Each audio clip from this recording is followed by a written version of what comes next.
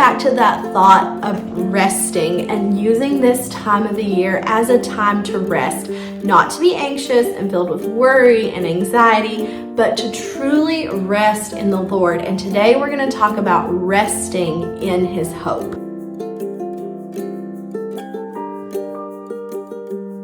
Psalm 16:9. Therefore my heart is glad and my glory rejoiceth. My flesh also shall rest in hope. Such a special verse. It just says, my heart is at peace, my body is at peace, and my glory or my honor, my trust, it's rejoicing. Everything about me is in a state of joy, gladness, rejoicing, and rest.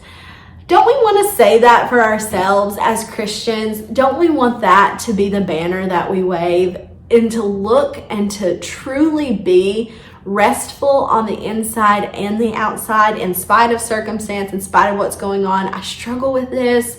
I'm very type A. I'm very control freak type, and it's very hard for me to rest as the days pass by and as I think of all the things I have to do, all the things I want to do, all the ambitions and the different things that I feel called to in life, and to just breathe and say, my heart is glad, my glory rejoices, my body's at rest. There are so few days that I am able to say that it's a little bit a little confusing sometimes. It's a little discouraging because I feel like I need to do better. But the point is not that we need to do better, it's that we need to establish ourselves in rest, dwell in rest, focus on that rest of the body and the mind and all of you in the Lord, resting in His promises, resting in His peace, being a restful person who's not, I always give the illustration that it's just you're just super wound up, you're just wound tight. And that's me. I'm very wound tight. It's very much my personality, but Scripture is contrary to my personality. And I have to say, my personality is not the king here. It does not trump all things. God's word trumps all things, and God's word tells me that I need to take control of my personality, and I need to work on molding it and be malleable, and I need to rest in my body. I need to be glad in my heart. I need to glory in the Lord and let my glory rejoice in Him.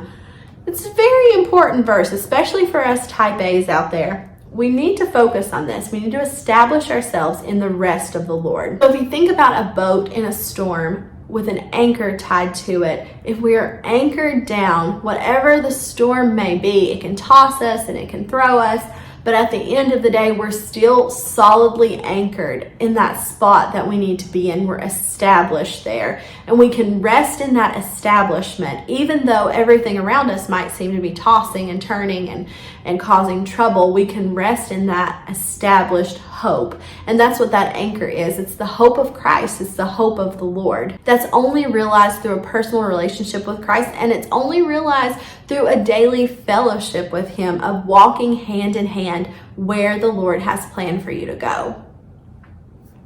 So today I have a different type of task for you. I want you to keep a log. I know it's it's so close to Christmas. I don't have time to be making a log, Acacia. Okay, just try it. Every time you have an anxious thought, just jot it down. Even on your phone, just make a little note, an anxious thoughts note.